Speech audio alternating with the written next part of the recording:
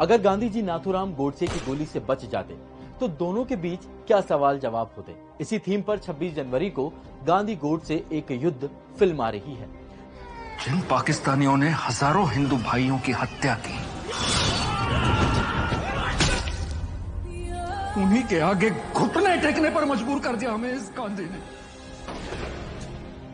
Film में दिखाया गया है कि गांधी जी गोडसे से मिलने जेल में जाते हैं, जहां वो गोडसे के सवालों का जवाब देते हैं। गांधी जी के इन जवाबों को हमने अलग अलग सोर्सेज से लिया है। आपने देश का बंटवारा कर उसे 2 टुकड़ों में बांट दिया। मैं आज भी नहीं चाहता हूं कि देश बटा हुआ दिखे। मैंने 5 अगस्त 1947 को लॉर्ड माउंटबेटन को पत्र लिखकर बताया था कि अगर देश के बंटवारे की नौबत आ गई है तो जिन्ना को भारत का पीएम बना दिया जाए। इससे पहले बंटवारे की बात 1933 में तीसरी गोलमेज सम्मेलन में रहमत अली ने भी की थी। इतना ही नहीं, अहमदाबाद में 1937 में हुई हिंदू महासभा के कार्यक्रम में सावरकर ने भी कहा था कि भारत एक यूनिटेरियन और समरूप राष्ट्र नहीं हो सकता। यहाँ 2 राष्ट्र होंगे, एक हिंदू और एक मुस्लिम।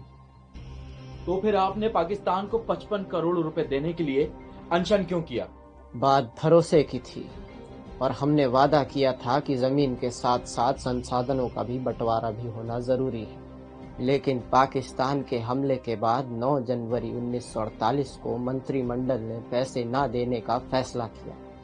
उस वक्त मैंने सबसे बात की पर कोई रास्ता नहीं दिखा। आखिरकार मुझे 12 जनवरी को अनशन पर बैठना पड़ा। इसके 2 दिन बाद मंत्रिमंडल ने पैसे देने का फैसला किया, क्योंकि वादा निभाना हमारी जिम्मेदारी थी।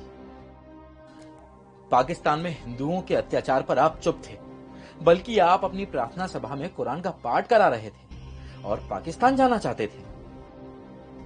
अगर मुसलमानों ने ठीक नहीं किया था तो क्या कुरान का दोष है? यदि भगवान का एक भक्त पाप करे तो क्या भगवान का नाम लेना बंद कर दे?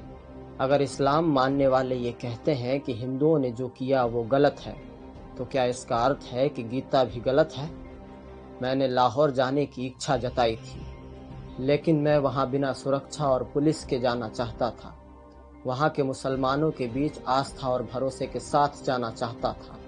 अगर वो मुझे मारना चाहते तो मार देते, वो मुझे मार देते तो मेरी मृत्यु सबके लिए एक सबक छोड़ जाती। आपने हिंदुत्व की आड़ में हमेशा मुस्लिम तुष्टीकरण किया है। कलकत्ता में हिंदू और मुस्लिम दंगों में मारकाट मची हुई थी। मुस्लिम बहुल इलाके नोआखली में हिंदुओं पर कहर बरपा रहे थे, लेकिन मैं पहले वहां रुका जहां मुस्लिमों के साथ अत्याचार ज्यादा हो रहा था। जैसे ही ये खबर मुस्लिम लीग के नेताओं को लगी, वो तुरंत मुझसे नोआखली में मदद मांगने आए।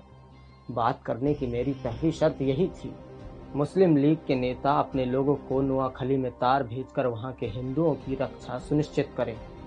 मैंने 12 सितंबर 1947 को संघ के अधिनायक से मिलकर कहा, मेरे हिसाब से आरएसएस हिंदुओं की रक्षा के लिए है, मुस्लिमों को मारने के लिए नहीं। आप अखंड भारत और हिंदू राष्ट्र बनने की राह में सबसे बड़ा रोड़ा था। एक राष्ट्रीयता और एक धर्म दुनिया के किसी भी हिस्से में कामयाब नहीं, और ना ही भारत में है। मैंने सावरकर का मन जीतने की भी कोशिश की, पर मैंने हिंद स्वराज में साफ साफ कहा है कि भारत को अपना देश मानने वाले हिंदू, मुसलमान, पारसी और ईसाई हमवतन है। नाथूराम मेरा असली भारत यही है। मेरे आज भी यही विचार हैं।